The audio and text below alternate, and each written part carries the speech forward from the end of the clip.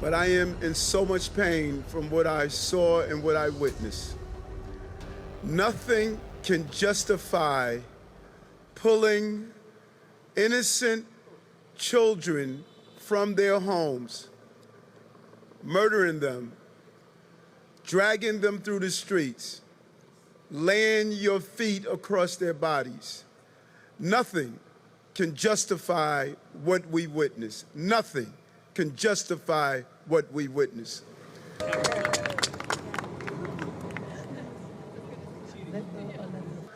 It was clear that it was anger, anti-Semitism at the highest level, and a total mindset of inflicting pain at one of the most holiest days of the year in a premeditated, barbaric action that is unacceptable, and it will go down in the history as one of the most draconian, disgusting acts you can ever witness.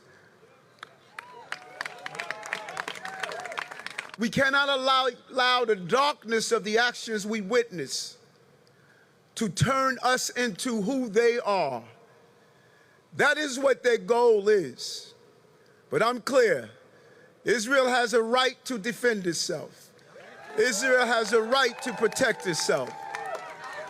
And we need every one of those hostages to be returned home. We need them to be returned home.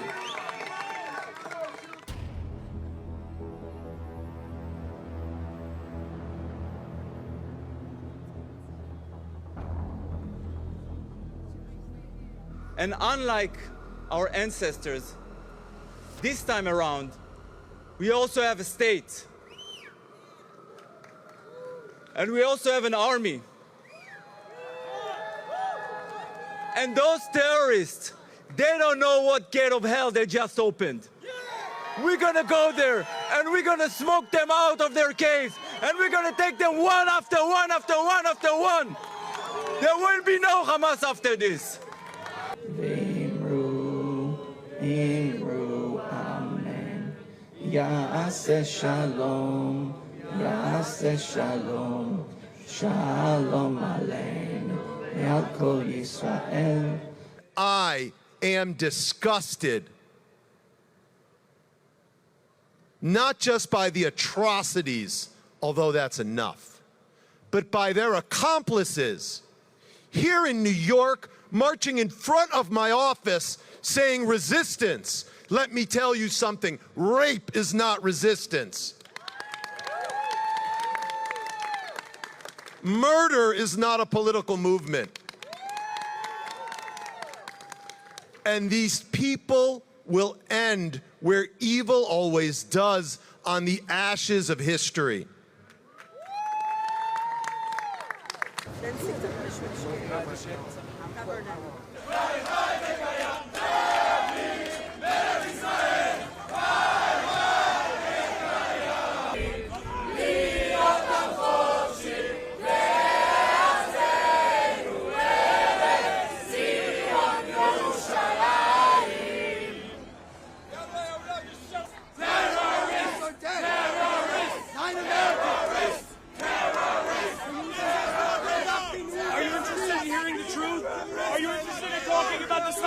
And the oppression of the Jewish people in Arab countries. 850,000 to 1 million Jews were made refugees.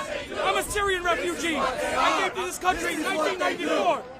I came into this country from 1994 because people like him could not tolerate a free Jew.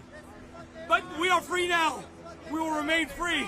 We will no longer be dhimmis, subject to the oppression and the subjugation of these 9 Americans are dead. 9 Americans. If you don't blame ISIS on U.S. occupation of Iraq, you are a hypocrite for calling this about land.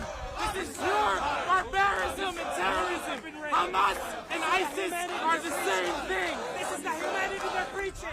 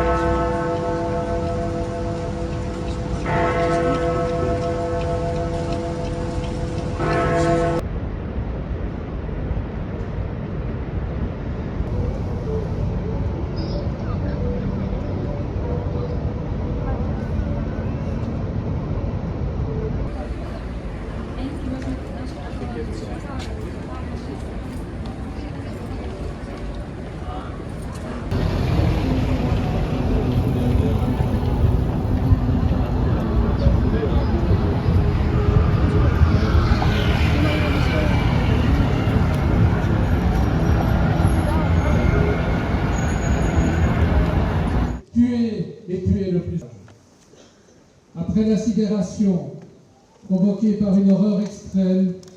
C'est une immense tristesse qui me... Depuis samedi matin, à l'aube,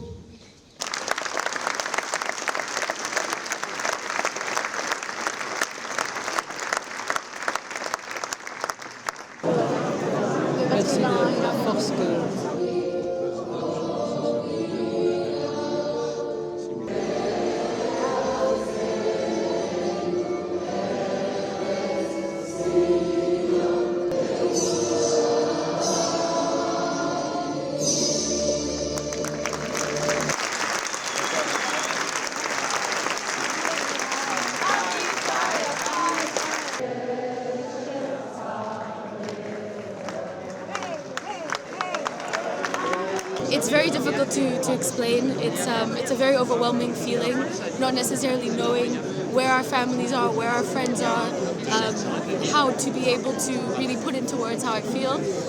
What gives me a lot of strength is knowing that a lot of us here really feel the same. We have the difficulty that we're sharing together, so we hope for a quick and speedy peace, and we hope that our friends and family are okay. We have dead, hundreds. We have thousands of wounded people, and unfortunately we have also hostages. And you have to have a heart of steel if you don't feel the pain, especially we're all one big family.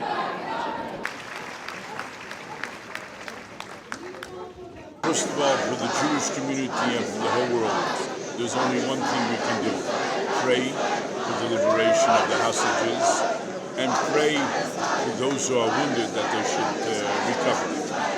Those who are taken away from us, we can only have them in memory. And we have to continue praying for peace. That's the only thing that we can have, is peace.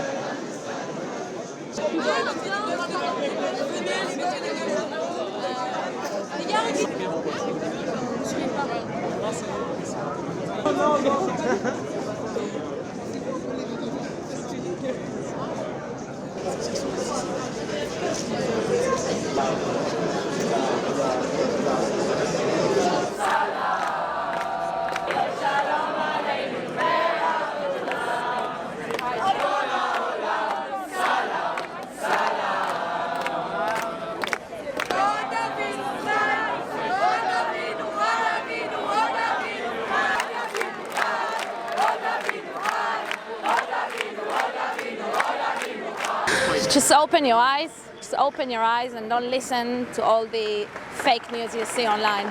Every story has two sides. I want them to be really strong with the EU and with the allies around aid that goes to the Palestinian Authority and the United Nations into the education system. After winning the war, the education system has to be changed. That's what I want to happen. It's one thing taking Hamas and destroying them, but then you've got a nation that's been brought up on hate. And after World War II, we had denazification across Europe, all the schools, and in Japan also. We have to change the education system if we're going to win the peace. I came here to stand with Israel, who's got to fight a war in order to make a peace. Today we saw the true face of the Free Palestine movement. I think today everybody saw that it's nothing to do with coexistence or land, and everything to do with wanting to wipe out the Jewish state and every Jew inside it. I think everybody has seen why we have a border fence now, why we need soldiers, and why we don't have peace. And it's nothing to do with land, it's nothing to do with this proportion of land or that proportion of land, or access to holy sites, all of which we have offered to the Palestinians 5 times already. It's not a war over land, it's a war over religion and religious supremacy, and one side not willing to compromise. Off the pavement. I know it's quite congested, but if everybody could move. Yearn for peace.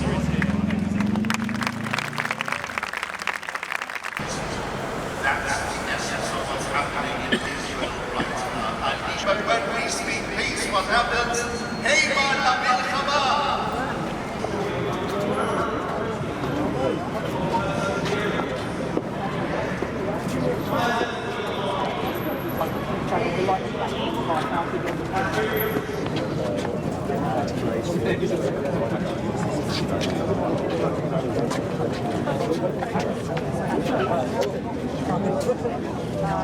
I want them to release the hostages. I want them to release the people, the children, the elderly that has been kidnapped to Gaza.